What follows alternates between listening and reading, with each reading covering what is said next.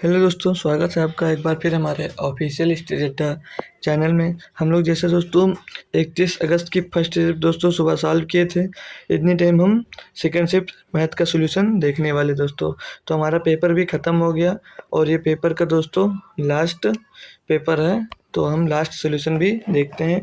तो पहला क्वेश्चन हमको क्या दिया हुआ है दोस्तों, यहाँ पर बोल रहा है कि 49 रुपये की कुल राशि ए, बी और सी के बीच बीच वितरित की जाती है। ए को बी से 5 रुपये अधिक मिलते हैं और बी को सी से 4 रुपये अधिक मिलते हैं। उनके शेयरों का अनुपात क्या है? तो दोस्तों क्वेश्चन ये बहुत ही आसान है, तो हम इसको कोई मेथड इसमें दोस्तों नहीं लगाने वाले। तो इसको कैसे करेंगे? तो इसको हम आकर ऑप्शन से करते हैं। जैसे इसके पास 49 रुपये है तो बांटेगा कितना? 49 रुपये ही तो इसको हम ऐड कर देख लेंगे अगर 49 आ रहा है कि नहीं आ रहा है। तो 21 में 14 जुड़ेगा हो जाएगा 35, 35 में 12 जुड़ेगा हो जाएगा 47। तो ए ऑप्शन हमारा नहीं हो सकता।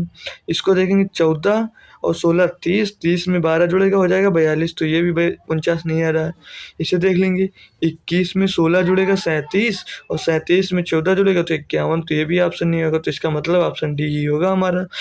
जोड़ ले रहे हैं 21 और 16, 37, 37 और 12, 49, ये 49 आ गया, यानी कि 49 रुपये आ गया। तो यानी कि ऑप्शन नंबर हमारा डी होगा। अब चेक कैसे करोगे आप लोग कि डी ही सही है? तो यहाँ पे क्या बोल रहा था, ए को बी से 5 रुपये अधिक मिलते हैं। तो ए को बी से 5 रुपये अधिक मिले, उसको 16 मिल रहा था, इसको 21 मिलने की 5 रुपये यहाँ पर इसको अधिक मिल गए। फिर आगे बोल रहा है कि बी को सी से 4 रुपये अधिक मिले, तो इसको सी को बी को यहाँ पर सी से 4 रुपये अधिक मिल रहे हैं कि नहीं मिल रहे हैं? तो यानी कि ऑप्शन नंबर हमारा डी एकदम सही जवाब हो जाएगा दोस्तों। हम अगला क्वेश्चन देखेंगे। इस बार हम डी आई पहले ही ले लिए हैं, ठीक है। तो इसमें क्या कहा है दोस्तों, पढ़ेंगे हम इसको। दिए गए प्रश्नों का उत्तर देने के लिए पाई चार्ट का ध्यानपूर्वक अध्ययन कीजिए और पाई चार्ट की दो फलकों की दुकानों ए और बी पर फलों की प्रतिशत मात्रा को दर्शाता है। ये कुल 1200 ग्राम है और ये कुल 1000 किलोग्राम है, ठीक है। दो दुकान है, एक पर 1200 किलोग्राम है और एक पर 1000 किलोग्राम है। तो क्वेश्चन में कहा गया है कि यदि ए और बी दोनों में आम की कीमत 30 रुपये प्रति किलोग्राम, सेब की कीमत से 40 रुपये प्रति किलोग्राम, नारंगी की कीमत 20 रुपये किलो प्रति ग्राम, अन्य फलों की 15 रुपये किलो प्रति किलो पर 15 रुपये प्रति किलोग्राम और अमरूद की कीमत 18 रुपये प्रति किलोग्राम और अमरूद की कीमत 18 रुपये प्रति किलोग्राम है, तो दुकान ए और बी दोनों में सभी फलों पर संयुक्त मूल्य क्या है? तो दोस्तों इसे हम सॉल्व करेंगे तो इसमें पूरा दोस्तों हमको निकालना पड़ेगा, मतलब जो परसेंटेज दिया है इन सभी की परसेंटेज वैल्यू हमको निकालनी पड़ेगी। तो यहाँ पर जैसे आम का निकालेंगे तो आम है एक पूरा है 1200 किलोग्राम और यहाँ पर हमें 24% निकालना है। तो 1200 का आप लोग 24% निकालेंगे तो कैसे निकालेंगे? तो 1200 गुणे 24/100 ऐसे निकाला जाएगा। तो हम जब सॉल्व करेंगे तो 0 से 0 ये कैंसिल हो जाएगा, तो बचेगा कितना यहाँ पर हमारे पास 12। तो 12 गुणे 24 आ जाएगा, कितना आ जाएगा 12 गुणे 24, ठीक है। अब इसको सॉल्व करें तो 12 चौक 48, 48 के 8 हासिल आया आपके पास कितना 4, 12 दूनी 24 और 4 28, यानी कि जो आम है वो कितने हैं यहाँ पर दोस्तों 28 दिए गए हैं। जो आम है वो 28 है, 288, ठीक है। आम 288 आ गए, ठीक है। फिर आगे अब हम अमरूद निकालेंगे तो 1200 का 10% होता है कितना 120, तो यहाँ पर हो जाएगा। अन्य निकालेंगे तो 12 × 36 यानी कि 360, ऐसे निकाल दीजिए। अब जीरो खत्म है तो 12 से गुणा ही करना है, अब 12 का गुणा 20 से होगा। नारंगी कितना आ जाएगा 240, 12 दूना 24, 240 हो जाएगा। फिर सेब की कितना आ जाएगा तो 16 दूना 32 का 2 हासिल आया कितना 3 और 16 का नम 16, 16 और 3 19, 192 आ जाएगा क्या सेब। अब यहाँ पर निकालेंगे तो अमरूद है तो 1000 है तो टोटल सीधे 10 से इसमें गुणा हो जाएगा तो 160 अमरूद आ जाएंगे दूसरी दुकान में। यहाँ पर 24% आम दिया है, यहाँ पर भी तो 24 का गुणा होगा 10 से तो 240, यानी कि 240 आम यहाँ पर थे। फिर सेब की बात कर रहा है तो सेब 14% यानी कि 140 सेब थे। यहाँ पे नारंगी की बात कर रहा है तो नारंगी 20 है यानी कि 200 आ जाएगा। कितना आ जाएगा 200। सबका दोस्तों निकालना ही पड़ेगा, तभी हम इसे सॉल्व कर पाएंगे। अन्य की बात कर रहा है, अन्य 26% पा रहा है, तो ये 260 मिल जाएगा। तो हमने सबकी वैल्यू निकाल ली। अब क्वेश्चन के रिगार्डिंग करिए जो कह रहा था। तो यहाँ हमको यहाँ से ये पहले हटा देंगे, हटा देंगे इसलिए क्यों, क्योंकि हमें यहाँ पर जो क्वेश्चन में कह रहा है तभी हम इसको सॉल्व कर ले पाएंगे। ठीक है, तो इसे हम हटा देंगे, फिर जो क्वेश्चन में कहता जा रहा है वो हम करते जाएंगे उसे, और फिर सॉल्व करते जाएंगे। ठीक है दोस्तों, क्वेश्चन में दोनों दुकानों की बात कर रहा था कि दोनों दुकानों में जोड़ लेंगे। एक मिनट, फिर अब हम क्वेश्चन सॉल्व करेंगे, उसे हटा दिए हैं। ठीक है, तो देखते हैं, कह रहा है कि दुकान, इसमें यदि दुकान ए और बी दोनों में आम की कीमत 30 रुपये प्रति किलो हो जाए, तो इसमें दोनों आम की कीमत, तो इसमें दे रहा है 288 और यहाँ पर है 240, यहाँ पर है 288 और वहाँ पर 240 दिया है। तो इन दोनों को जोड़ेंगे हम, 240 और 288 को दोस्तों जोड़ेंगे तो कितना हो जाएगा, पीछे 8 आ जाएगा। ठीक है, और 8 4 12 के 2 हो जाएगा, हासिल आएगा 1 2 2 4 1 5, 528 आ गया। बोल रहा है कि 30 रुपये प्रति किलोग्राम बेचा जाएगा। ठीक, फिर आगे देखिए, कह रहा है सेब की कीमत में 40 रुपये, सेब की कीमत में 40 रुपये प्रति किलोग्राम कर दी जाए। तो सेब देख लेंगे दोनों में, इसमें 192 है सेब और यहाँ पर 140 सेब है, तो जोड़ेंगे तो लास्ट की संख्या होगी 2 और 9 में 4 जोड़ेगा 13, 13 का 3 आ जाएगा। हासिल आपके पास कितना आ जाएगा, 1 1 1 2 और 1 1 3, ये 332 आ जाएगा। कितने रुपए में इसको बेचने की बात कर रहा था, इसको दोस्तों बेचने की बात कर रहा था 40 रुपये प्रति किलोग्राम। आगे देखिए किसकी बात किया है, आगे बोला नारंगी की कीमत 20 रुपये प्रति किलोग्राम। तो नारंगी यहाँ पर 240 है और यहाँ, और इसमें देख लेंगे, इसमें 200 है, तो 240 और 200 जोड़कर कितना हो जाएगा, 440। तो 440 को कितने रुपए में बेचने की बात कर रहा है, नारंगी को वो 20 रुपये प्रति किलोग्राम बेचने की बात कर रहा है, तो यहाँ पर आप लोग 20 से गुणा कर देंगे। फिर आगे दोस्तों कैलकुलेटिव ये DI आ गई थी, और शायद एक ही DI इस क्वेश्चन में पूछी गई थी, वो भी बहुत अच्छी पूछी गई थी। अब आगे नारंगी के बात कर रहा है अन्य फलों की। तो अन्य फल इसमें 360 है और यहाँ पर 260 है, तो इसको जोड़ेगा तो पीछे का अंक 0, 6 6 12 के 2, हासिल आ गए 1, 3 2 2 5 और 1 6, 620। इसको कितने रुपए में बेच रहा है, इसको दोस्तों बेच रहा है 15 रुपये प्रति किलोग्राम, तो इसमें 15 से गुणा कर देंगे। फिर आगे पूछ रहा 15 रुपये किलोग्राम और अमरूद को 18 रुपये किलोग्राम। तो अमरूद की बात कर रहा है, तो दोस्तों अमरूद यहाँ पर 10% था 120 और यहाँ पर 160 था, तो 120 में 160 जुड़ेगा तो हो जाएगा 280। इसको बेच कितने में रहा दोस्तों, 18 रुपये में। अब इनका मल्टीप्लाई कर देंगे और हम दोस्तों जो आएगा उसको जोड़ लेंगे। ठीक है, इनका मल्टीप्लाई करने वाले हैं, तो इसको जोड़ेंगे हम, तो 30 पीछे 0 लगा देंगे और इसमें हम 3 का मल्टीप्लाई कर देंगे। ठीक है, पीछे हम दोस्तों 0 लगा देंगे और यहाँ पर मल्टीप्लाई कर देंगे। तो 3 8 24 के 4, हासिल आया हमारे पास 2, 3 5 15, 15 और 2 कितना हो जाएगा, 3 8 24 के 4, हासिल आया 2, 3 6 3 दूनी 6, 2 8 इधर पहले होगा फिर बाद में उसमें गुणा, 3 5 15, तो 15,840 रुपये हो जाएगा। दोनों की कीमत यहाँ पर कितनी हो जाएगी, 15,840 रुपये। फिर इसमें गुणा करेंगे तो पीछे आपको 0 लगा देना है और 4 का गुणा कर लेना, तो 4 दूनी 8 हो जाएगा। फिर 4 3 12, 12 का 2 हासिल आएगा 1, 4 3 12 और 1 13, ये 13,280 रुपये इसकी कीमत आ जाएगी। फिर अगला गुणा करेंगे हम जब, तो ये 44 दूनी 88, तो 2 0 लगा देंगे और 44 दूनी 88, तो यहाँ पर हम 88 लिख देंगे। ठीक है, 4 दूनी 8, 4 दूनी 8, तो आ जाएगा 8,880 रुपये।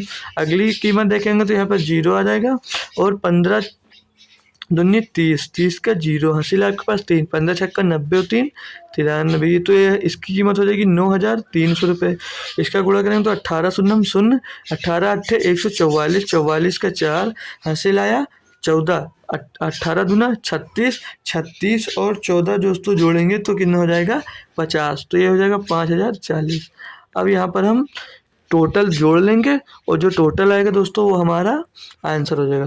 तो 0 0 0 हो जाएगा, 4 में 8 जुड़ेगा 12, 12 में 4 जुड़ेगा 16, 16 के 6, हासिल आ जाएंगे आपके पास कितना एक, तो 8 एक 9, 9 दो 11, 11 और 8 19 और 3 22, 22 का 2 हासिल है हमारे पास कितना 2, 2 5 7, 7 और 3 10, 10 और 8 18, 18 9 27 और 5 32, 32 के कितना हो जाएंगे 2, फिर हासिल यहाँ पर कितना जाएगा हमारे पास 3, तो 3 एक 4 और एक 5, यानी कि जो टोटल कीमत होगी दोस्तों, मतलब यहाँ पे कहा था तो दुकान ए और बी दोनों में सभी फलों का संयुक्त मूल्य क्या होगा, तो संयुक्त मूल्य दोस्तों 52,260 रुपये होगा, और 52,260 रुपये आपको ऑप्शन नंबर ए में दिया गया था, तो ऑप्शन नंबर ए हमारा एकदम सही जवाब हो जाने वाला है दोस्तों। तो आई होप दोस्तों क्वेश्चन आपको पसंद में आ गया होगा, तो आप इसे नोट कर सकते हैं। हम इसका अगला पार्ट आपको मतलब अगला क्वेश्चन देखते हैं दोस्तों। ये भी क्वेश्चन बहुत ही अच्छा है, पढ़ेंगे इसको। एक रेलगाड़ी एक कार से 75% अधिक तेज चल सकती है, मतलब एक 100 पे चल रही है तो दूसरी 175 में चल सकती है। फिर कहा है दोनों एक ही समय में बिंदु ए से शुरू होते हैं और एक ही समय में ए से 70 किलोमीटर दूर बिंदु बी तक पहुंचते हैं। हालांकि रास्ते में स्टेशनों पर रुकते रुकते ट्रेन को लगभग 18 मिनट का समय गंवाना पड़ा। कार की गति ज्ञात कीजिए। तो हम दोस्तों पहले इसमें से कार की गति निकालने के लिए हम इनका समय निकालेंगे, ठीक है।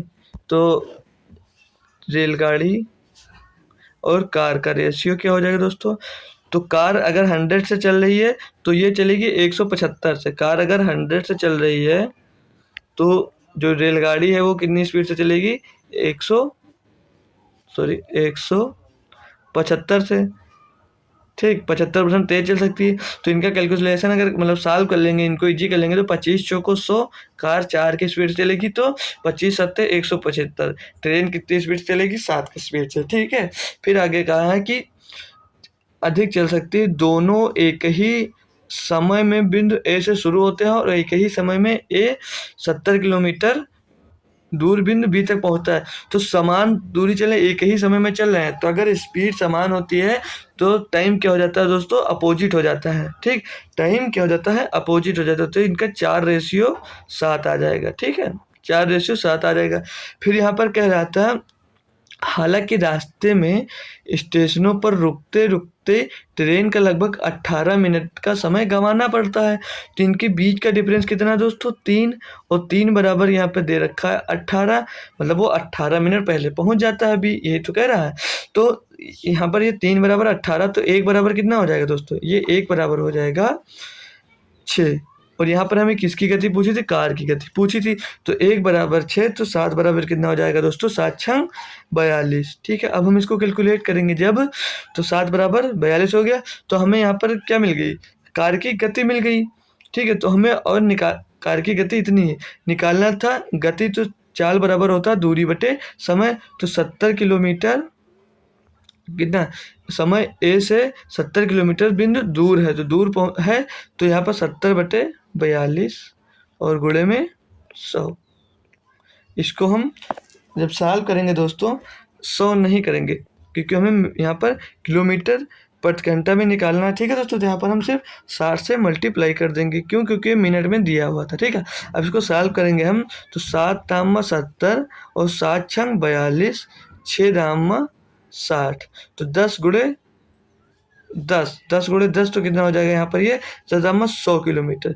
तो दोस्तों 100 किलोमीटर प्रति घंटा की गति से दोस्तों कार चली थी, ठीक है। 100 किलोमीटर प्रति घंटा की गति से दोस्तों कार चली थी। तो आइए दोस्तों ये भी क्वेश्चन आपको समझ में आ गया होगा। तो अगला क्वेश्चन दिया दोस्तों यहाँ पर कि 150 छात्रों की एक कक्षा में 70% छात्र 270 छात्र गणित में उत्तीर्ण हुए और 60 छात्र रसायन विज्ञान में उत्तीर्ण हुए और 20 छात्र गणित और रसायन दोनों में उत्तीर्ण हुए, तो दोनों विषयों में अनुत्तीर्ण छात्रों की संख्या ज्ञात कीजिए, ठीक है। तो हम इसको सॉल्व करते हैं, देखिए आप लोग। तो इसको दोस्तों हम वेन डायग्राम से करने वाले हैं, ठीक है। तो ये हो गया पहला गोला और ये हो गया हमारा दूसरा गोला। कह रहा है कि 150 छात्र कुल हैं, तो पहले में ये 70 छात्र वाला गोला समझ लीजिए और दूसरे में ये 60 छात्र जो रसायन विज्ञान वाले हैं। फिर कह रहा है कि उत्तीर्ण हुए 20 छात्र गणित और रसायन दोनों में उत्तीर्ण हुए, तो 20 छात्र दोनों में उत्तीर्ण हुए, ठीक है। 20 छात्र हो गए जो दोनों में उत्तीर्ण हुए, और गणित में 70 हुए तो 50 और ये 20 70, और रसायन में 60 हुए तो 40 और 20 60। तो टोटल अब जोड़ लेंगे इनको, 50 20 70 और 40 110। तो 110 छात्र हैं जो टोटल पास हुए। टोटल छात्र थे 150, ठीक है। तो इसमें से 110 घटा दीजिए, आ जाएगा 40। तो यानी कि 40 छात्र क्या पूछा, तो दोनों विषयों में अनुत्तीर्ण छात्र। तो दोनों विषयों में दोस्तों 40 छात्र ऐसे हैं जो अनुत्तीर्ण हो गए हैं, ठीक है दोस्तों। तो आई होप ये क्वेश्चन भी आपको समझ में आ गया। आइए हम अगला क्वेश्चन देखते हैं। इसमें क्या कहा है कि यदि विक्रय मूल्य 3 गुना कर दिया जाता है, मतलब सेलिंग प्राइस 3 गुना कर दिया जाता है, तो क्रय मूल्य 2 गुना हो जाता है, तो लाभ प्रतिशत, जो लाभ है वो 65% हो जाएगा। तो वर्तमान लाभ में प्रतिशत कितना है। तो देखिए दोस्तों, इसको भी करते हैं। बहुत अच्छा सा क्वेश्चन है दोस्तों, कह सकते हैं अब अगली शिफ्ट तो होनी नहीं है, नहीं तो ये क्वेश्चन आने के चांस थे, क्योंकि ये क्वेश्चन अच्छा सा था। लेकिन आप लोग पढ़ लीजिए, दूसरे एग्जाम्स में आपके लिए ये काम आने वाला है। तो कह रहा है यदि विक्रय मूल्य 3 गुना कर दिया जाता है तो क्रय मूल्य 2 गुना हो जाता है। तो हम लोग ध्यान दीजिए, जो कॉस्ट प्राइस थी दोस्तों वो पहले 100 ही तो रही होगी।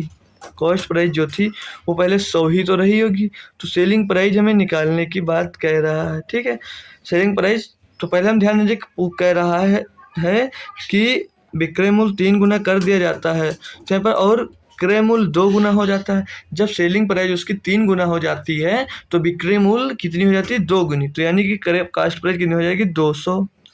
तो आगे कह रहा है जब क्रय मूल्य 2 गुना हो जाता है तो लाभ 65% हो जाता है। तो 200 का दोस्तों 65% निकालेंगे, 65%, तो कितना हो जाएगा, तो 65 दूना 130, यानी कि जो 200 पे लाभ मिलेगा वो कितने मिलेगा, 130 रुपये की। तो सेलिंग प्राइस कितनी हो जाएगी दोस्तों हमारी, 330 रुपये। अब यहाँ पर फिर से पीछे आ जाइए, बोल रहा था क्या कि यदि विक्रय मूल्य 3 गुना कर दिया जाता है, तो विक्रय मूल्य यानी कि सेलिंग प्राइस 3 गुना कर दिया जाता है, तो यानी कि 3 गुना हो गई है। तो 3 गुना हो जाएगी, इसको 3 से डिवाइड करेंगे तो 110 यहाँ पर आ जाएगी। तो बोल रही थी तो वर्तमान लाभ प्रतिशत में कितना था, तो यानी 100 था, 150 हो गई, तो कितने प्रतिशत लाभ ले रही थी, पहले इसके 10% का लाभ हो रहा था। दोस्तों बहुत ही अच्छा सा क्वेश्चन ये दोस्तों था। तो आपका ऑप्शन नंबर डी यहाँ पर एकदम सही जवाब हो जाएगा दोस्तों। तो ऑप्शन नंबर डी हमारे यहाँ पर एकदम सही जवाब हो गया। तो दोस्तों देखिए, ये क्वेश्चन जो था दोस्तों ये हमारा रिपीटेड क्वेश्चन था, और इसी रिपीटेड नहीं है दोस्तों शायद ये, और इसी क्वेश्चन को लेकर कुछ बवाल हो रहा था। तो आइए हम अब इसको भी सॉल्व करते हैं। इसका वहाँ पर क्या पूछा दोस्तों, एचसीएफ पूछा था, और यहाँ पर क्या पूछ रहा है हमसे, एलसीएम पूछा था। क्वेश्चन सेम है, वहाँ पर एचसीएफ पूछ रहा था, और इसी को बहुत से बड़े बड़े यूट्यूबरों ने दोस्तों गलत करा दिया था। वहाँ पर एचसीएफ पूछा था और यहाँ पर हमसे एलसीएम पूछा गया। तो अब हम इसका एलसीएम ज्ञात करने वाले हैं। तो आइए इसको देखिए दोस्तों सब लोग। तो आइए हम इसका एलसीएम निकालते हैं। नंबर है हमारे पास 0.7 कामा 0.5। इसका भी दोस्तों देखिएगा कहीं कोई गलत सॉल्यूशन तो नहीं करा रहा है। इसका हमें निकालना है दोस्तों एलसीएम। तो एलसीएम होता है वही, मतलब लीस्ट कॉमन फैक्टर। ऐसा छोटा से छोटा नंबर लिया जाता है जो इन दिए गए नंबरों से पूर्णतः वो विभाज्य हो जाए, मतलब विभाजित हो जाए। तो हम एलसीएम निकालेंगे। तो इसमें सबसे पहले हम हटा देंगे, पॉइंट हटा देंगे, तो यहाँ पर हो जाएगा 70। तो 2 अंक बाद दशमलव, तो हम यहाँ पर पॉइंट हटा देंगे, तो यहाँ पर नंबर हमारे जो हो जाएंगे वो हो जाएंगे 70 35। आपको मन में ध्यान में ये याद रखना है कि आप लोग 2 अंक बाद दशमलव हटाए हैं, सेम ऐसे हम उसको करवाए थे। तो अब हो गया 135। तो हम यहाँ पर नंबर कौन सा लेंगे, 105 ले लेते हैं। हम बड़ा नंबर लेकर सॉल्व करते थे, तो हम यहाँ पर 105 ले लिए। तो 105 जो नंबर है वो 135 से डिवाइड हो रहा है, तो कोई दिक्कत नहीं। अब 70 जो है वो 70 इससे डिवाइड नहीं हो रहा, तो 70 का मल्टीपल अगर देखते हैं तो ये 35 गुणे 2 इसका मल्टीपल आ रहा है। तो यहाँ पर 35 जो है दोस्तों वो 105 में मिल रहा है, लेकिन 2 नहीं मिल रहा है, तो आप लोग 2 का गुणा कर देंगे और हमारा एलसीएम निकल आ जाएगा। तो एलसीएम कितना आ गया यहाँ पर, 210। एलसीएम निकल कर आ गया हमारे यहाँ पर 210। अब हम क्या, एलसीएम हमारा फाइनल आ गया, लेकिन एलसीएम यहाँ पर देख नहीं रहा। तो हमने क्या किया था, 2 अंक बाद यहाँ पे दशमलव हटाए थे। तो 2 अंक बाद आप जब यहाँ पर दशमलव लगा देंगे तो हमारा एलसीएम कितना मिल जाएगा यहाँ पर, 2.1। तो 2.1 यहाँ पर एलसीएम मिल गया। हमारा ऑप्शन नंबर यहाँ पर डी एकदम सही जवाब हो जाने वाला है। इसका भी दोस्तों हो सकता है कई लोग आपको सॉल्यूशन गलत दे दिए हों। तो ये दोस्तों थोड़ा सा मिस्टेक है, बीच में क्वेश्चन आ गया है, तो इसको हम साइड में करते हैं। 1 मिनट आप लोग वेट कर लीजिए। तो हम कह सकते हैं दोस्तों ये इस शिफ्ट का शायद सबसे बेहतरीन क्वेश्चन रहा होगा। आप लोगों के लिए। तो इसे सॉल्व करते हैं। इसमें कहा है दो संख्याओं का योगफल 25 है और उनके मासा यानी कि एचसीएफ और एलसीएम 3 और 105 है, तो दोनों संख्याओं के व्युत्क्रम का योगफल ज्ञात कीजिए। बहुत ही बेहतरीन दोस्तों क्वेश्चन दिया। तो जो एचसीएफ होता है उन्हीं का मल्टीपल तो होता, तो दे रखा है मतलब एचसीएफ है तो हम पहला नंबर 3 है और 3 भी मान लेंगे। तो पहला नंबर 3a मल्टीप्लाई 3b बराबर क्या, तो मतलब first number into second number is equal to होता है एलसीएफ इंटू एलसीएम, ये होता है। इससे नंबर निकालना इतना पता होगा आपको। अब यहाँ पर 3 से 3 कट जा रहा है, 3 से कटेंगे ये 3 कटेगा, 3 से इसको काटेंगे तो आ जाएगा 35 या 105। तो आ गया कितना, ए गुणे बी का मान कितना आ गया 135। फिर कहा दो संख्याओं का योगफल 25 दिया है, तो ए गुणे ये बी आ गया 35। फिर कहा है दो संख्याओं का योगफल यानी कि 3a plus 3b equal to कितना दिया है 25। तो यानी कि a plus B is equal to कितना आ जाएगा, a plus B is equal to आ जाएगा 25/3। तो हमसे पूछ रहा था तो इनके तो इन तो दोनों संख्याओं के व्युत्क्रम का योगफल यहाँ पर हमको ज्ञात कर कर दोस्तों दिखाना था। तो इनका व्युत्क्रम क्या होगा, 1/3a 1/3a, यहाँ पर a लिख लेंगे, 1/3a प्लस 1/3b। ठीक है, इनका हमें व्युत्क्रम निकालना था। तो क्या करेंगे, ये हमारे हम यहाँ से इसको सॉल्व करेंगे तो ये हो जाएगा b प्लस a अपान में 3ab इज इक्वल टू क्या हो जाएगा 25/3 और ए बी की जगह पे क्या दिया, ए बी की जगह पे 35। तो ए बी 25/3 इसकी वैल्यू निकल कर आई है। ठीक है, ए प्लस बी की, तो ये ए प्लस बी जो ऊपर दिया उसकी वैल्यू हो जाएगी 25/3। फिर नीचे दिया 3ab, तो 3ab की वैल्यू क्या हो जाएगी 3 और गुणे में ए बी की वैल्यू दी है 35। इसको हम सॉल्व कर लेंगे और हमारा आंसर यहाँ से आ जाएगा। तो इसको कैलकुलेट करेंगे तो क्या आंसर आएगा हमारा 25/3, तो हो जाएगा 35 दिया 105 और 105 दिया कितना हो जाएगा, यहाँ पर हो जाएगा 25/105 को 3 से मल्टीप्लाई करेंगे तो 315 आ जाएगा। अभी हम 5 से शायद ये कट जाएगा, तो 5 3 15, 5 6 30, 5 3 15। जिसका आंसर क्या होगा दोस्तों 3/63 एकदम सही जवाब हो जाने वाला है, जो कि ऑप्शन नंबर हमको दोस्तों दिया है। हम 25 कटे तो 3 नहीं दोस्तों 5 होगा। ठीक है, 5/63 हमारा एकदम सही जवाब हो जाएगा। ठीक है, 5/63। तो आइए हम अगला क्वेश्चन देखते हैं। इसमें कहा गया है वार्षिक संयोजित चक्रवृद्धि ब्याज 2 वर्षों में 25,000 रुपये की राशि यदि क्रमागत वर्षों के लिए ब्याज वर्ष 4% और 5% प्रतिवर्ष होगी। तो ये दोस्तों 2 वर्षों में 25,000 रुपये हो जाती है।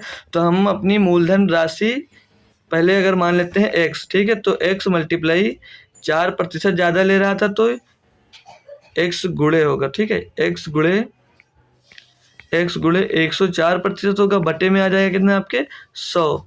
ठीक है, नहीं यहाँ पर 25,000 रुपये की जो राशि है वो 2 वर्षों के लिए ब्याज दे रहा है चक्रवृद्धि ब्याज की दर से। तो एक पहले दे रहा है 4%, जो 4% हो जाएगा 104%। तो 104/100, 104 बटे को आप लिख सकते हैं 26/25, 26/25 यानी कि 104/100। फिर अगले वर्ष कितना दे रहा है 5%, तो ये हो जाएगा कितना 105/100। तो 105/100 को आप लिख सकते हैं 21 पंचे 105 और 20 पंचे 100, तो इतना लिख सकते हैं। अब इसको हम लोग कैलकुलेट कर लेंगे और हमारा आंसर यहाँ से मिल जाएगा। तो ये 0 से दोस्तों ये 0 कैंसिल हो जाएगा। अब 2 से दोस्तों इसको काट देंगे तो आ जाएगा यहाँ पर 13, और ये 25 से दोस्तों इसको काट देंगे तो 25 से करना 25 यानी कि ये 100 आ जाएगा। ठीक है, 100 गुणे 13 गुणे 21, 100 गुणे 13 गुणे 21, तो 13 को 100 से गुणा होगा तो यहाँ पर आ जाएगा 1300 गुणे में 21। अब इसको और सॉल्व करेंगे हम जब, तो 13 21 शून्य शून्य 21 शून्य शून्य 21 63 के 3 असीला 6, 21 के नाम 21 और 6 27, यानी कि 27,300 रुपये जो है दोस्तों वो राशि हमारी हो जाएगी। कब, जब इस पर 2 वर्ष के लिए आप लोग 4% और 5% की ब्याज लेने वाले हैं। तो आइए दोस्तों ये भी क्वेश्चन आपको समझ में आ गया होगा। अगला क्वेश्चन दिया है धारा के साथ और धारा के विपरीत एक नाव की चाल क्रमशः 22 किलोमीटर प्रति घंटे और 18 किलोमीटर प्रति घंटे है, तो धारा की चाल किलोमीटर प्रति घंटे में ज्ञात कीजिए। जब इस टाइप के क्वेश्चन में दोस्तों धारा की चाल पूछी जाती है तो दोनों के बीच का अंतर निकालते हैं। दोनों के बीच का अंतर निकालकर हम 2 से सिर्फ डिवाइड कर देते हैं। तो 22 माइनस 18/2 बराबर 4/2 बराबर 2 किलोमीटर प्रति घंटा आ गई। क्या आ गई आपकी दोस्तों? धारा की चाल आ गई दोस्तों। ये सबसे आसान क्वेश्चन होता है। तो अब हम क्वेश्चन देखते हैं। 43 नंबर का कह रहा है, एक दुकानदार एक पुस्तक का मूल्य उसके क्रय मूल्य से 120% अधिक अंकित करता है यदि वह अंकित मूल्य पर 10% की छूट देता है तो उसका लाभ प्रतिशत ज्ञात कीजिए। यानी कि उसका अगर कॉस्ट प्राइस दोस्तों 100 रुपये है तो 100 रुपये पे 120% अधिक अंकित करता है तो कितना हो जाएगा? तो उसका जो अंकित मूल्य होगा यानी कि मार्क प्राइस होगा 220 हो जाएगा। ठीक है। फिर बोल रहा है वो 10% की छूट दे रहा है, यानी कि सेलिंग प्राइस जो उसकी सेलिंग प्राइस है वो मार्क प्राइस पे 10% छूट देने की बात है। तो यहाँ पर दोस्तों देखेंगे हम, जो ये 220 है इसका 10% आएगा 22, यानी कि वो 22 रुपये की छूट देगा तो कितने में बेचेगा? 198 में। तो उसकी सेलिंग प्राइस आ गई 198 रुपये में। तो पूछ रहा है तो उसका लाभ प्रतिशत, यानी कि 100 रुपये में खरीद कर 198 रुपये में बेच रहा है तो उसका लाभ कितना था? 98 रुपये। किसमें था दोस्तों? 100 रुपये में, गुणे में 100। तो इसको निकालेंगे तो ये 100 से 100 कैंसिल हो जाएगा, यानी कि वो 98% का लाभ कमा रहा था दोस्तों। तो ऑप्शन नंबर यहाँ पर ए इसका एकदम सही जवाब हो जाने वाला है। तो दोस्तों आइए अब हम अगला क्वेश्चन इसका सॉल्व करते हैं। यहाँ पर अगला क्वेश्चन, तो दोस्तों सेम क्वेश्चन कॉपी हो गया। ये दोस्तों क्वेश्चन अगला है 44। कह रहा है कि एक मेज का क्रय मूल्य 6,400 रुपये है। एक व्यापारी इसे बेचकर 25% का लाभ अर्जित करना चाह रहा है, तो बिक्री के समय वह अंकित मूल्य पर 20% की छूट की घोषणा करता है, तो अंकित मूल्य कितना है? तो देखिए दोस्तों, वो 25% का अगर लाभ कमाना चाह रहा है, लेकिन वो सेलिंग प्राइस पर दोस्तों वो मार्क प्राइस पर वो 20% की छूट की भी घोषणा भी करता है। तो इसको मतलब अंकित मूल्य यानी कि वो मार्क प्राइस कितना रखे ताकि उसे 25% का लाभ अर्जित हो। तो आइए दोस्तों देखते हैं हम इसको। तो दोस्तों जब आप कॉस्ट प्राइस पे मतलब अगर 25% का लाभ अर्जित करना चाह रहे हैं तो यानी कि कॉस्ट प्राइस पे 125% अंकित करना चाह रहे हैं, मतलब 25% बढ़ाकर, तो 25% बढ़ाएंगे तो ये हो जाएगा कितना? 125/100 यानी कि 5/4 इतना आप अंकित करेंगे कॉस्ट प्राइस पे, मतलब लाभ लेने के लिए। तो मार्क प्राइस पे फिर पूछ रहा है कि मार्क प्राइस पे आप 20% की छूट दे रहे हैं, और अगर मार्क प्राइस पे आप लोग 20% की छूट दे रहे हैं तो उससे को बेच कितने में रहे हैं? 80/100 में। 80/100 यानी कि 4/5 में आप बेच रहे हैं। तो यहाँ से आपको कॉस्ट प्राइस और मार्क प्राइस का जो रेशियो क्या मिल जाएगा दोस्तों? कॉस्ट प्राइस और मार्क प्राइस का जो रेशियो मिलेगा 4 चौक 16 और 25। तो आपको यहाँ पर कॉस्ट प्राइस और मार्क प्राइस का रेशियो मिल गया। अब कह रहे हैं आप इसको कि बिक्री के समय वह अंकित मूल्य 20% की छूट दे रहा है तो अंकित मूल्य ज्ञात कीजिए। यानी कि 16 का कॉस्ट प्राइस यानी कि 6400 रुपये में खरीद रहे थे तो 16 बराबर 6400 दिया है, तो एक बराबर कितना हो जाएगा दोस्तों? 800 हो जाएगा। और यहाँ पे आपसे पूछा कितने जा रहा है? 25 बराबर, मतलब मार्क पर अंकित मूल्य पूछा जा रहा है तो 25 बराबर यहाँ से पूछा जा रहा है। तो अब यहाँ से 25 से मल्टीप्लाई कर देंगे तो 25 शून्य शून्य 25 शून्य शून्य 25 अट्ठे 200, तो आ गया कितना यहाँ पर? 20,000 रुपये। नहीं दोस्तों, 16 चौके 6400, यहाँ 800 नहीं होगा, यहाँ पर कितना होगा आपका? 400 रुपये होगा। ठीक है, 400 रुपये होगा। ठीक है, यहाँ पर 16 चौके 6400 है, हम 8 28 64 जोड़ दिए थे, 16 चौके 64 होगा तो एक की वैल्यू आपकी निकल कर जो आएगी दोस्तों वो एक का मान निकल कर आ जाएगा यहाँ पर 400। तो 25 का मान क्या होगा? 25 चौके 100 यानी कि 10,000 रुपये आपकी क्या हो जाएगी दोस्तों? मार्क प्राइस हो जाने वाली, जो कि ऑप्शन नंबर आपको ए में दिया गया था। अगला क्वेश्चन दिया है, ए बी और सी एक व्यवसाय शुरू करते हैं। एक कुल पूंजी का 33.1/3% इन्वेस्ट करता है, यानी इसका फ्रैक्शन वैल्यू हो जाती है दोस्तों 1/3। फिर आगे बोला है विशेष पूंजी का, मतलब जो पूंजी बची उसमें से वो 33.1/3% यानी कि ये भी 1/3% बची हुई पूंजी का निवेश करता है। और सी शेष निवेश करता है यदि वह वर्ष के अंत में कुल लाभ 4,050 रुपये प्राप्त हुआ, तो सी का लाभ बी के लाभ से कितना अधिक है? तो हम जो तीनों ने इन्वेस्ट किया उसको हम मान लेते हैं 9 रुपये। ठीक। तो अब 9 रुपये मानकर हम ए बी सी का यहाँ से रेशियो निकालेंगे, ठीक है। ए बी सी का रेशियो देखेंगे तो 9 रुपये माना हमने, तो 9 रुपये का 1/3% कितने लगाया, सॉरी 1/3 प्रतिशत कितने लगाया दोस्तों, ए ने। तो इसका 1/3 निकालेंगे तो 3% आएगा। फिर बचे हुए का बी ने शेष पूंजी का निवेश किया 1/3, तो यहाँ पर बचा कितना 6, 6 का 1/3 निवेश किया, तो 6 का 1/3 कितना होगा 2। फिर जो ये बोल रहा है सी कि शेष का मतलब जो शेष बची राशि उसी ने इन्वेस्ट कर दी, 3 2 5, तो बचा कितना आपके पास राशि। तो ये आगे दोस्तों ए बी सी की रेशियो यहाँ से मिल गया। फिर आगे कह रहा है कि कुल लाभ का 4050 रुपये हुआ, तो सी और बी के बीच सी का लाभ बी के लाभ से कितना अधिक है। तो सी का लाभ जो दोस्तों हमारा जिस रेशियो में इन्वेस्ट करते हैं, तो हम लाभ भी तो उसी उसमें लेते हैं। तो यहाँ से ये कितना अधिक है, 2 अधिक है, कितने में 2 अधिक है, 3 2 5 है, 5 4 9, 9 में। और लाभ कितना है दोस्तों यहाँ पर 4050 रुपये। इसको सॉल्व कर लीजिए आप। 9 1 9 9 9 चौक 36, 9 5 45, यहाँ पर आ गया 450। 450 को 2 से गुणा करेंगे तो यहाँ पर कितना आ जाएगा दोस्तों 900, यानी कि 900 रुपये वो उससे अधिक लाभ कमाता है। 900 रुपये हमारे ऑप्शन में नहीं देते, यहाँ पे दोस्तों 700 दिया है, यहाँ पर 600 दिया था, और एक ऑप्शन यहाँ पर शायद 900 था। तो ऑप्शन नंबर बी आपका एकदम यहाँ पर सही जवाब हो जाएगा दोस्तों। ऑप्शन हमें क्रॉप करने में हमसे गलती हुई है, कट गया, ठीक है। तो ऑप्शन नंबर यहाँ पर 900 सही होगा, ये आप लोग देख लीजिएगा, ठीक है। ऑप्शन यहाँ पर कट गया तो नहीं दिख रहा है, ठीक। क्वेश्चन दिया है दोस्तों, सी एक कार्य को 24 दिनों में कर सकता है, डी 16 दिनों में कर सकता है। उन्होंने एक कार्य शुरू किया लेकिन डी ने कार्य पूरा होने से 4 दिन पहले कार्य छोड़ दिया, तो कार्य कितने दिनों में पूरा हुआ था। आसान है दोस्तों क्वेश्चन।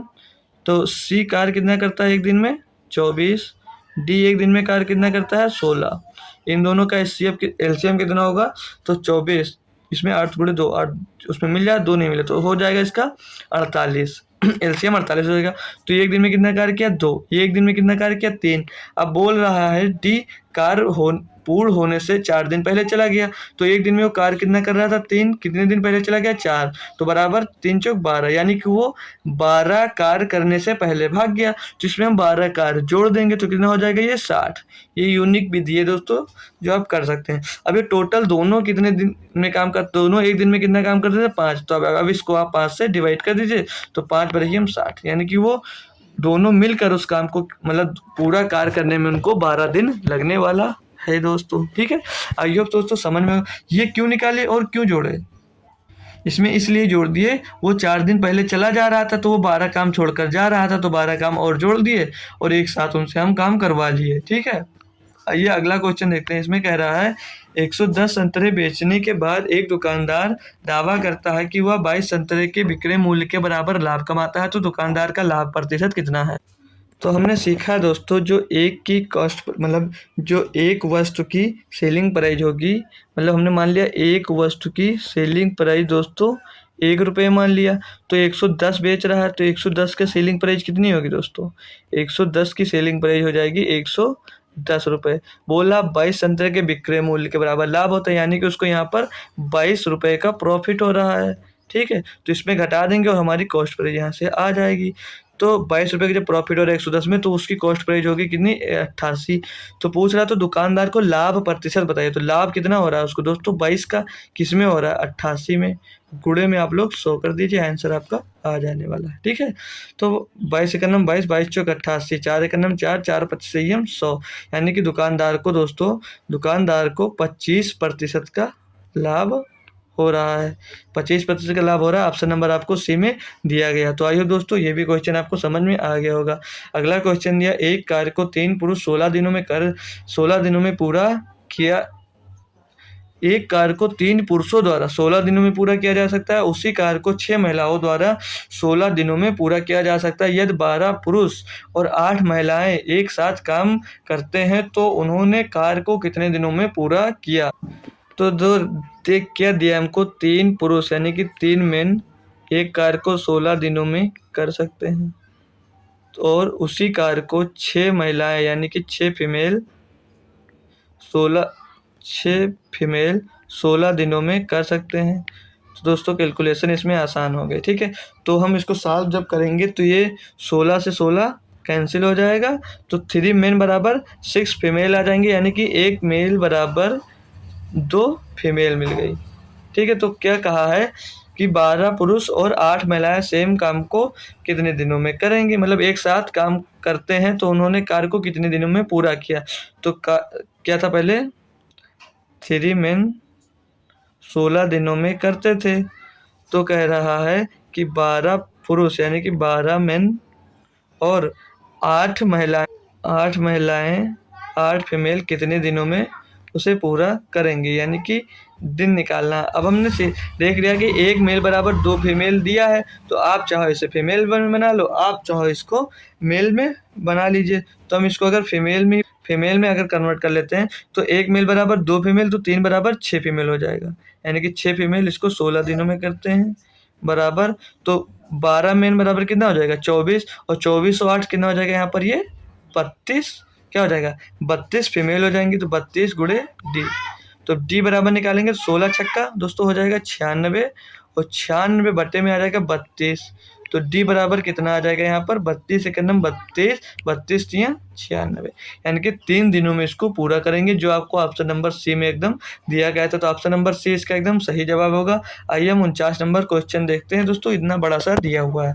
यह एक कॉलेज के पहले से ही मांगे गए लोगों से औसतन 600 का दान प्राप्त करके एक नई इमारत के लिए आवश्यक राशि का 75% जुटा लिया।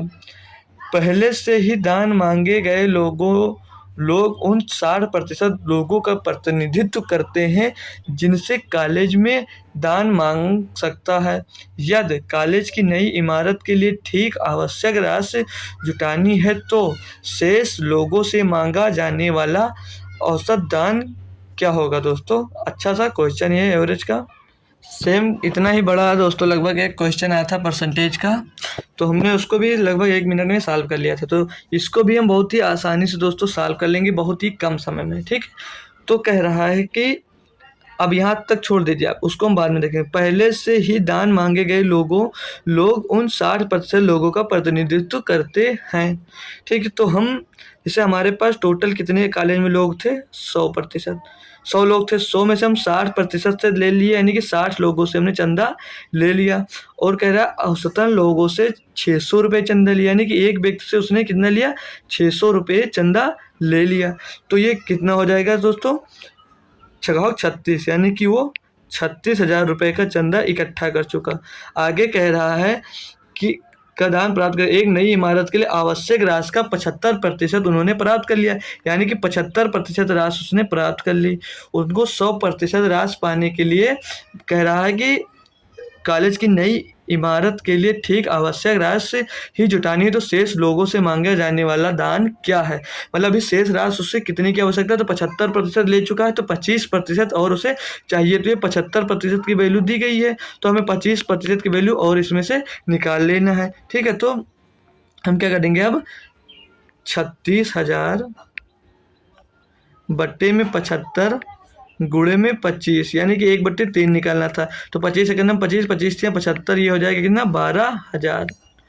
अब 12,000 राशि हो गई, लेकिन हमका योरेज इसमें निकालना था। तो 60 छात्र दोस्तों क्या कर रहे थे वो दे दिए थे, तो बचे कितने सॉरी दोस्तों 60 छात्र दे दिए थे, तो 100 में से बचे कितने दोस्तों 40 छात्र। तो इसको आप 40 से डिवाइड कर देंगे, तो एक जीरो से एक जीरो चला जाएगा, 4 से डिवाइड करेंगे तो 4 × 12, यानी कि औसतन 300 रुपये अभी लेना है बाकी छात्रों से, तो हमारी इमारत बन जाएगी।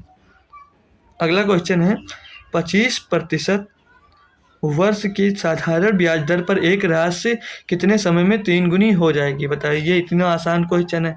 100 रुपये की राशि पूछ रहा है कितने वर्ष में 3 गुनी हो जाएगी, यानी कि 300 गुनी हो जाएगी। कितने बढ़ गई 200 बढ़ गई। तो हमें राशि की मतलब वार्षिक ब्याज कितनी दे रही 25%, तो 25 एकम 25, 25 अट्ठे 200, यानी कि 8 वर्ष में वो राशि 25% की दर से वो 3 गुनी हो जाएगी। ऑप्शन नंबर आपको डी में दिया गया।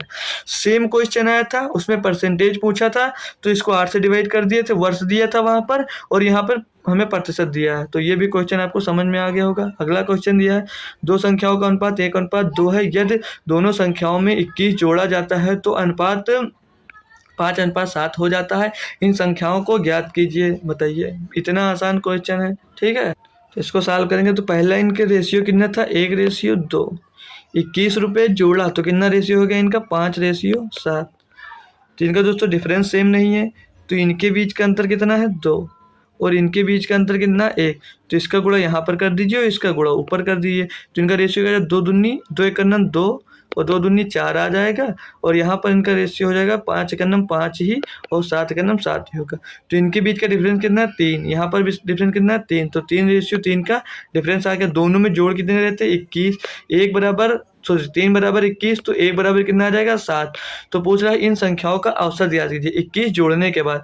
तो 21 जोड़ने के बाद औसत कितना होगा दोस्तों, इनका संख्या क्या थी 2 थी, 2 में 1 बराबर 7 तो 2 बराबर 14, 1 बराबर 7 तो 4 बराबर 28, तो 14:28 थी इनकी संख्या। इनमें आप 21 जोड़ेंगे तो इनका रेशियो आ जाएगा 2:5। तो 21 14:28 दोस्तों ऑप्शन नंबर सी में आपको दिया गया है। ऑप्शन नंबर सी हमारा एकदम सही जवाब हो जाने वाला है। आइए क्वेश्चन नंबर 52 देखते हैं। इसमें कहा एक चुनाव में 8% मतदाताओं ने अपने मत नहीं डाले। इस चुनाव में केवल 2 उम्मीदवार थे। कुल विजेता कुल मतों का 48% मत प्राप्त करके अपने प्रतिद्वंदी को 108 मतों से हरा देता है। तो चुनाव में मतदाताओं की कुल संख्या ज्ञात कीजिए। दोस्तों बहुत ही आसान क्वेश्चन में इसको कह सकते हैं। चुनाव का टोटल कितने थे दोस्तों, 100% मतदाता थे, ठीक। 8% लोगों ने मत नहीं डाले, ठीक है। तो कितने बचे यहाँ पर 92। फिर इसमें कह रहा है 2 उम्मीदवार केवल थे, एक को 48% मिला। तो इसको 48% मिला, तो अगले को कितना मिला होगा, अगले को 92 से 48 घटा देंगे। 92 से आप लोग यहाँ पर 48 घटा देंगे तो 12 में 8 गया बचा 4, यहाँ पर 8 में 4 गया ये बचा, यानी कि वो उससे 44% मत प्राप्त हुए। जो हारा उसे 44, जो जीता उसे 48। कह रहा है कि वो अपने प्रतिद्वंदी से 110 मतों से जीत गया। तो इन दोनों के बीच कितना अंतर है दोस्तों, 4% का। तो 4% बराबर कितना दे रखा है यहाँ पर 110। बोला तो चुनाव में मतदाताओं की कुल संख्या 100% की वैल्यू हमसे यहाँ पर पूछ रहा है। तो 100% का वैल्यू निकालेंगे 110 गुणे में 100 बटे में 4।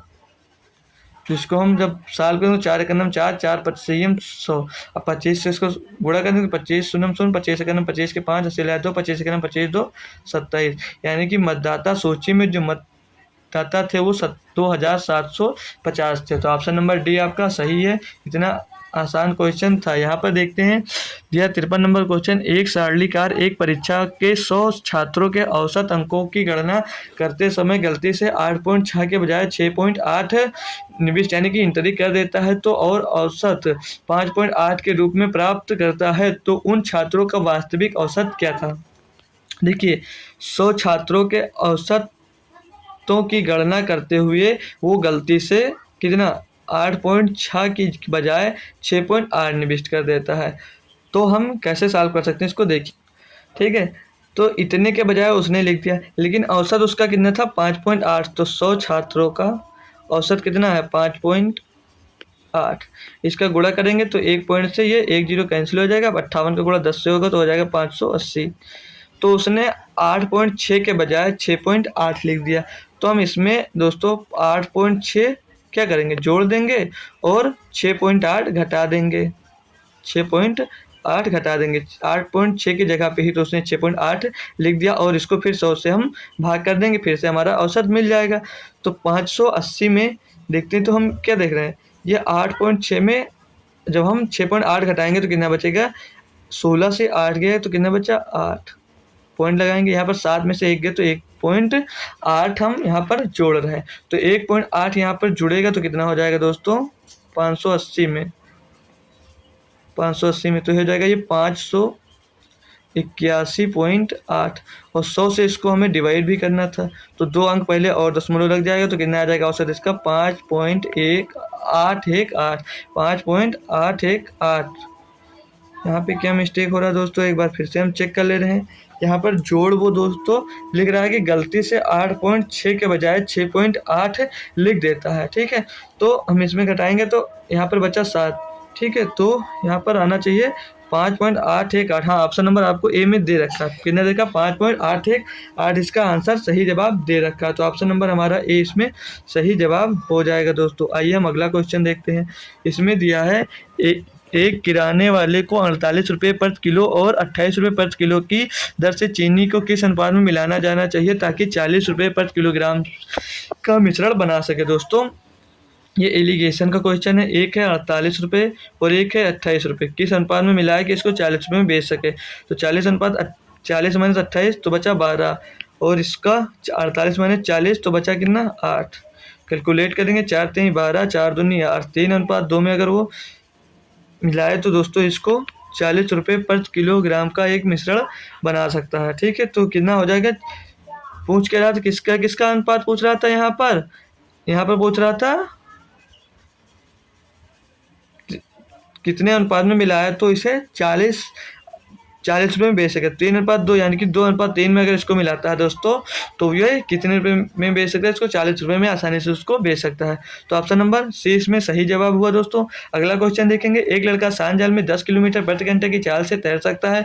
यह धारा की चाल 5 किलोमीटर प्रति घंटे है तो लड़का 60 किलोमीटर अनप्रवाह बहाव के साथ कितने समय में तैर सकता है।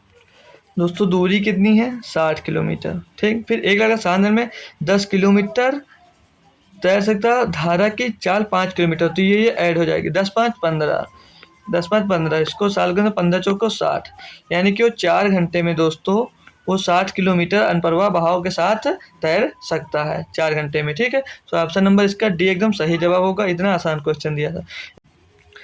तो क्वेश्चन दिया 4 संख्याओं में से पहली 3 संख्याओं का औसत 15 दिया है, मतलब पहली 3 संख्याओं का औसत कितना दिया 15। तो ए मान लीजिए ए बी सी, ये 3 संख्याओं का औसत 15 दिया, तो 15 या 45।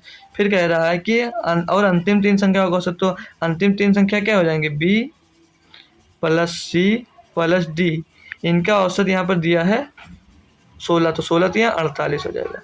फिर हमसे क्या बोल रहा है यहाँ पर दोस्तों कि अंतिम संख्या 19 है तो पहली संख्या क्या होगी। अब अंतिम संख्या यहाँ पर दोस्तों 19 दी रखी है तो पहली संख्या क्या होगी, तो इनको मतलब डी माइनस ए कितना मिलेगा, ये पूरा घटाएंगे तो बी सी कैंसिल हो जाएगा और डी माइनस ए घट कर आ जाएगा, मतलब इससे इसको घटाएंगे तो डी माइनस ए कितना आ जाएगा यहाँ पर 3। फिर कह रहा है कि अंतिम संख्या 19 है तो पहली संख्या ज्ञात कीजिए। तो अंतिम संख्या 19 यानी कि डी 19 है तो ए कितनी होगी, तो ये जो ए उधर है दोस्तों इस साइड आ जाएगा, तो ये 3 इधर आएगा तो 3 हो जाएगा, तो ए बराबर कितना मिल जाएगा, ए बराबर 16 मिल जाएगा, यानी कि पहली संख्या क्या होगी दोस्तों 16। दोस्तों ये आसान था क्वेश्चन, बट दोस्तों घुमाऊ था। पहली क्वेश्चन अच्छा दिया था दोस्तों, इसमें इस शिफ्ट में दोस्तों क्वेश्चन भी बहुत सारे आ गए थे दोस्तों। तो अब हमने सारे क्वेश्चन अपने सॉल्व कर दिए। तो आई होप दोस्तों सारे क्वेश्चन के सॉल्यूशन आपको बहुत ही ज़्यादा पसंद आए होंगे दोस्तों। तो आज से हमारा पेपर भी दोस्तों ख़त्म हो रहा था। ये दोस्तों लास्ट पेपर का सॉल्यूशन था। ये जो था दोस्तों, ये कौन सी शिफ्ट थी हमारी, 31 अगस्त की दोस्तों सेकेंड शिफ्ट थी, 31 अगस्त की सेकेंड शिफ्ट थी।